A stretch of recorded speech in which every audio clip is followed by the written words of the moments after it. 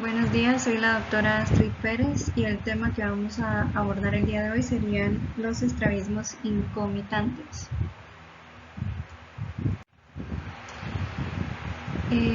Estos estrabismos incomitantes se definen como un grupo amplio de trastornos en los que la cantidad de desviación ocular es diferente en diferentes posiciones de la mirada. Se dice que la etiología en la mayoría de ellos es de origen adquirido y pueden haber dos grandes clasificaciones: los estrabismos incomitantes paralíticos y los estrabismos incomitantes restrictivos, o también llamados mecánicos. Dentro de la clasificación de los estrabismos incomitantes paralíticos tenemos aquellos ocasionados por la parálisis del tercer nervio craneal, que es el nervio oculomotor. También los causados por la parálisis del cuarto nervio craneal, que es el nervio troclear.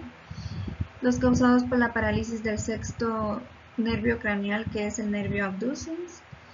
También la parálisis del nervio que suministra un solo músculo, las deficiencias monocular de elevación, la deficiencia monocular de depresión y el síndrome de Mobius. Dentro de los estrabismos incomitantes restrictivos o mecánicos tenemos el síndrome de retracción de Duane, las fracturas por contusión orbitaria con atrapamiento muscular, el estrabismo relacionado con la tiroides, el estrabismo relacionado a la fibrosis congénita y el estrabismo incomitante restrictivo asociado al síndrome de Brown. Las consideraciones que debemos tener en cuenta al momento de tener un paciente con estrabismo incomitante, sobre todo si sabemos que la causa de estas, la mayoría, es por etiología adquirida, debemos de interrogar si el paciente ha sufrido algún trauma, ya sea en la cabeza y en la órbita. Debemos preguntar si el paciente ha sido sometido a cirugías previas como cirugía de catarata, implantes de glaucoma y vía escleral, y si ha tenido tratamiento para enfermedad tiroidea ocular. Después de este interrogatorio debemos pasar a la exploración, al examen físico. Debemos tener en cuenta que el paciente con estrabismo incomitante puede adoptar una postura anómala de la cabeza para conseguir la fusión. Tenemos que tener en cuenta que los músculos restrictivos y paréticos pueden dar una impresión de un músculo yugo que esté hiperfuncionando, a lo que se le llama hiperactivo. Y al momento de examinar, pues las pruebas de aducción y versión es cuando puede suceder esta hiperactividad del músculo yugo. Recordando que el músculo yugo es el músculo que acompaña al músculo original, digamos, para realizar la acción del ojo. También tenemos que medir las desviaciones primarias y secundarias de forma meticulosa, porque en las desviaciones primarias es diferente a cómo se evalúa una desviación secundaria. En la desviación primaria vamos a medir esta desviación con el prisma frente al ojo que tenemos afectado o desviado, y en una desviación secundaria pues el prisma lo debemos colocar frente al ojo que tenemos normal. Podemos realizar una prueba de cobertura prismática alternante en todas las posiciones cardinales de la mirada, recordando que son 9. Y podemos determinar la capacidad del paciente para fusionar adecuadamente con prismas neutralizadores o prismas de Fresnel, tanto para Snell como para espacio libre. Es importante determinar la fusión tanto para la mirada primaria como para la mirada hacia abajo, ya que estas son las miradas de funciones más importantes en las actividades diarias del paciente. Debemos medir la inclinación de la cabeza para evaluar la participación de los músculos cicloverticales. La presencia de torsión subjetiva o sospechosa puede ser cuantificada mediante el test de varilla de Maddox y mediante el fondo de ojo. Debemos realizar pruebas de aducción forzada y generación de fuerza para evaluar la presencia de restricciones y el grado de función nerviosa preservada. Podemos recurrir a estudios de neuroimagen de las órbitas y el cerebro para realizar un diagnóstico completo y planificar una intervención adecuada. Debemos considerar como diagnóstico diferencial de estrabismo incomitante la enfermedad de miastenia gravis y la oftalmoplegia externa crónica progresiva. Entonces vamos a iniciar mencionando el estrabismo, uno de los tipos de estrabismo paralítico, iniciando con el que causa parálisis del tercer par craneal, o sea, la parálisis del oculomotor. Pues esta parálisis del tercer par craneal, aquí el músculo que va a estar afectado pueden ser los músculos elevador del párpado superior, el recto superior, recto medial, recto inferior y oblicuo inferior. Por lo tanto, el paciente con parálisis del tercer par puede tener varias combinaciones de síntomas y signos, como por ejemplo diplopía, o sea, visión doble, ya sea horizontal y vertical. El paciente puede tener tosis, puede tener exotropia e hipotropia, motilidad ocular limitada en la dirección de acción de los músculos afectados, parálisis del esfínter pupilar con midriasis resultante o tipo preservador de la pupila. En esta imagen pues podemos ver que el paciente en la primera imagen tiene una tosis muy evidente. El paciente tiene restricción del movimiento hacia el lado lateral. En la segunda imagen del lado izquierdo, el paciente está viendo hacia afuera, pero el ojito se mantiene hacia adentro. Y es un ejemplo de la clínica que podemos encontrar en estos pacientes. La etiología de la parálisis del tercer par craneal pues pueden ser diferentes en los niños y en los adultos. Por ejemplo, en los niños puede ser causado por traumatismos, inflamaciones, neoplasias o aneurismas, o los pacientes pueden ya haber nacido con ese efecto. Y en los adultos pues pueden ser causados por aneurismas, enfermedades vasculares, traumas, neoplasias o de origen idiopático, es decir, desconocido. En la parálisis del cuarto par craneal, pues estamos hablando del troclear. Este nervio va a estar inervando al músculo oblicuo superior. Por lo tanto, el paciente puede generar parálisis de los músculos cicloverticales, es decir, de los que elevan y bajan la mirada, como el recto superior e inferior. Los síntomas y signos que pueden presentar estos pacientes pues pueden tener una inclinación de la cabeza, tanto en casos que son de nacimiento o en casos que se adquiere este estrabismo paralítico. Podemos encontrar clínicamente una asimetría facial. El lado de la cara del lado inclinado suele estar menos desarrollado en la variedad congénita. Y también pueden presentar diplopía o visión doble torsional. Como lo mencionamos, pueden ser congénitos o adquiridos. La congénita es la más común y la adquirida pues siempre va a ser secundaria a traumatismos, tumores, aneurismos o a causa de una iatrogenia. La parálisis del sexto par craneal, pues estamos hablando del abductor. Este nervio va a inervar al músculo recto lateral. ¿Qué síntomas y signos puede presentar este paciente con restricción del sexto par craneal? Una visión doble en forma horizontal, que se le llama diplopía horizontal. Podemos encontrar giro de la cabeza hacia el lado del músculo parético o paralítico. Podemos encontrar una esoforia en la mirada primaria en los casos leves y en los casos graves esotropia con incomitancia horizontal prominente, y podemos encontrar también ausencia de desviación vertical.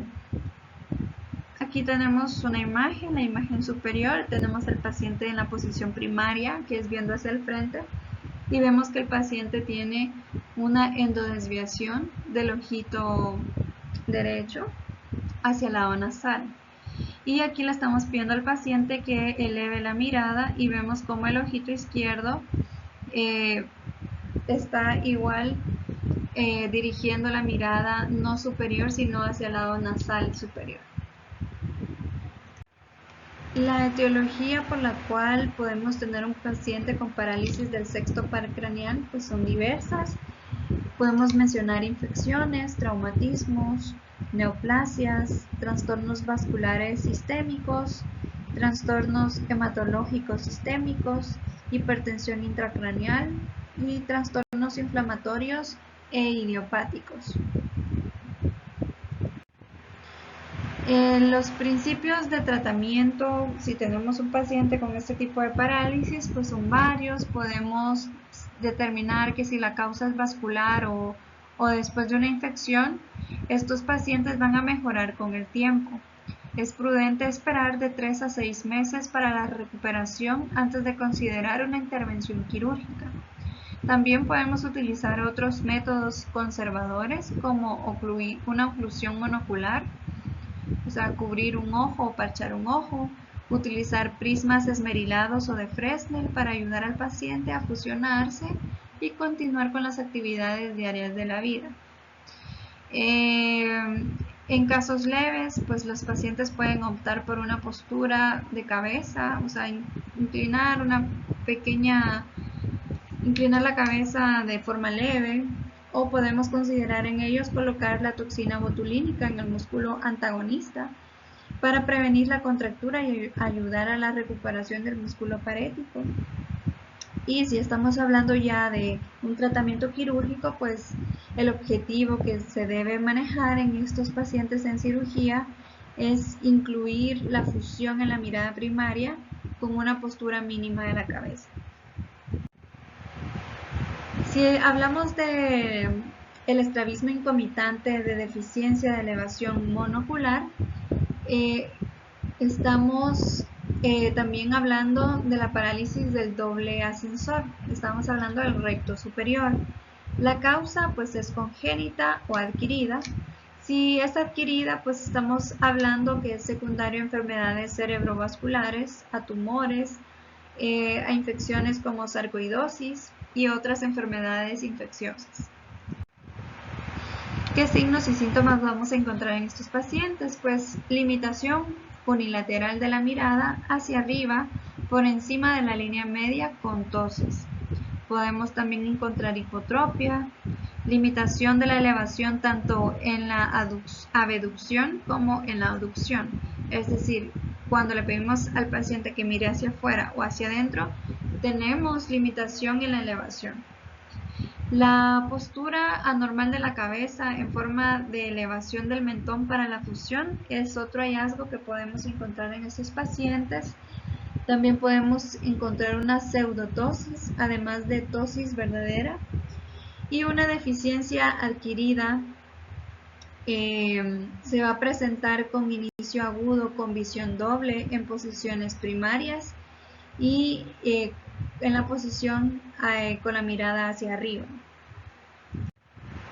El diagnóstico lo vamos a hacer en presencia del fenómeno de Bell, con pruebas sacáricas por debajo y por encima de la línea media y con pruebas de deducción forzada. El síndrome de Moebius es un síndrome que va a ocurrir principalmente en la infancia. Se dice que es congénita por un mal desarrollo en el nacimiento, es poco frecuente, afecta a los dos ojos, por eso se dice que es bilateral. Y aquí hay una parálisis del sexto par y del séptimo par craneal. Se presenta como una falta de movimientos faciales mientras el paciente llora y que también el paciente es incapaz de sonreír. Es posible que el niño no pueda cerrar la boca, que tenga el labio superior prominente y un habla confusa. Las manifestaciones clínicas que puede tener este paciente pues es diplejía facial congénita, parálisis del nervio abducens bilateral y parálisis facial incompleta bilateral congénita que resulta en una cara de forma de máscara. También podemos encontrar nervio troncoencefálico aplásico. El diagnóstico lo podemos hacer mediante una tomografía axial computarizada que se llama TAC en el cerebro, un cariotipo para el estudio genético y un electromiograma facial. Dentro de las otras características, pues aparte de la falta de motilidad de la musculatura facial que habíamos hablado, incapacidad del niño para cerrar la boca, para gesticular algunas palabras, para sonreír, para cuando llora no puede realizar la expresión. También vemos que el paciente a veces puede no tener parpadeo, puede generar esto sequedad ocular. También en la alimentación, como vemos que el paciente tiene un labio superior prominente, pues puede tener dificultad para alimentarse en los primeros meses de vida.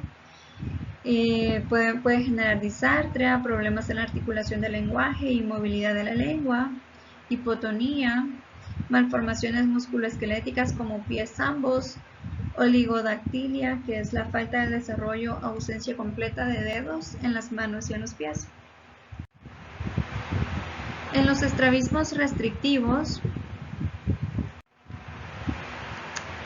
el síndrome de retracción de Duane es un trastorno congénito de la motilidad ocular.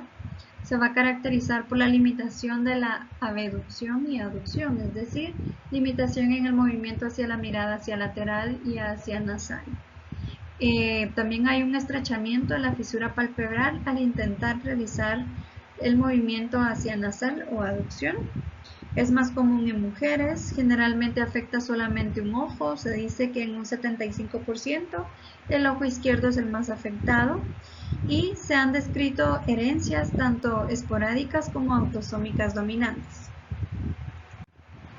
¿Cómo se van a clasificar? Mediante 3 tipos, tipo 1, tipo 2 y tipo 3. El tipo 1 es el más frecuente. Aquí hay abducción defectuosa, es decir, una mirada hacia lateral difícil o defectuosa. Hay una retracción del globo ocular y el estrechamiento de la fisura palpebral en aducción. El tipo 2 se va a caracterizar por la limitación o parálisis completa de la aducción con exotropia del ojo parético. Es decir, aquí la mirada hacia el lado nasal está completamente limitada, el ojito está hacia afuera completamente. El tipo 3 es una combinación de la limitación o ausencia tanto de la abducción, que es la mirada hacia afuera, como de la aducción, que es la mirada hacia adentro del ojo afectado. El tratamiento en este síndrome pues es cirugía. Este se va a realizar para la postura normal de la cabeza hacia arriba o la cabeza hacia abajo, y en pacientes que tengan enoftalmos, que son ojos pequeños. La indicación más común para el tratamiento quirúrgico es un giro inaceptable de la cara para permitir la fusión. Los procedimientos quirúrgicos que se incluyen en este tratamiento pues es la recesión del músculo recto medial, la transposición del músculo recto vertical y la recesión del músculo recto lateral y sutura de fijación posterior. El síndrome de Brown es un síndrome donde vemos una limitación de la elevación que empeora cuando el ojo está en aducción, es decir, hacia el lado nasal. Podemos encontrar clínicamente hipotropia mínima o nula en la mirada primaria, es decir, la mirada un poquito hacia abajo cuando el paciente está viendo hacia el frente. Podemos ver una sobreacción mínima o nula del oblicuo superior ipsilateral, una divergencia en la mirada hacia arriba, una elevación limitada en la abducción que puede producir una sobreacción del oblicuo pseudoinferior del ojo contralateral, una intorsión en intento de mirada hacia arriba, una postura compensatoria de la cabeza, una elevación del mentón y giro de la cabeza, de la cara para mantener el ojo afectado en abducción, es decir, hacia afuera. Podemos también tener pacientes con buena fusión y estereopsis, y en Cuando realizamos pruebas de deducciones forzadas, pues la prueba va a ser positiva en estos pacientes. En esta también podemos tener tipos. En esta se van a clasificar de dos maneras: de leve, moderado, grave, según su intensidad, y según su etiología puede ser congénita o adquirida. Los tipos de síndrome de Brown leve pues son restricciones de la elevación en aducción hacia la zona nasal, sin hipotropia en la mirada primaria y sin caída en la aducción. El tipo moderado, pues no hay hipotropia en la mirada primaria y hacia abajo en la aducción. Y la grave es cuando tenemos hipotropia en la mirada primaria, disminución marcada en la aducción y en la ambliopía, como lo vimos en la imagen anterior. Sería un síndrome de Brown grave. Y si lo clasificamos como congénitos o adquiridos, pues la congénita pues se puede subdividir en verdaderas y pseudo verdaderas. Y tenemos que la cisticercosis es la forma adquirida más frecuente en este síndrome de Brown. ¿Qué tratamientos van a necesitar estos pacientes? Pues en las formas leves y moderadas no se deben tratar. Podemos utilizar corticosteroides en algunos pacientes, y si tenemos formas graves del síndrome con hipotropia en la mirada primaria, podemos recurrir a la cirugía, siempre recordando que la cirugía se debe basar en el principio de alargar el tendón del oblicuo superior. En los casos de fibrosis congénita de músculos extraoculares, que es otro tipo de estrabismo incomitante restrictivo o mecánico, es una enfermedad autosómica dominante que va a afectar a los músculos extraoculares. Se va a caracterizar por blefaroptosis, por elevación del mentón como medida compensatoria y con ausencia de elevación o depresión del globo con los ojos fijos entre 20 y 30 grados por debajo del meridiano horizontal, poco o ningún movimiento horizontal y ausencia del fenómeno de Bell. Acá tenemos una imagen donde tenemos a un paciente con fibrosis congénita de los músculos extraoculares. Tenemos una blefaroptosis, es decir, el párpado está causando una tosis. Vemos que llega hasta la mitad de la pupila.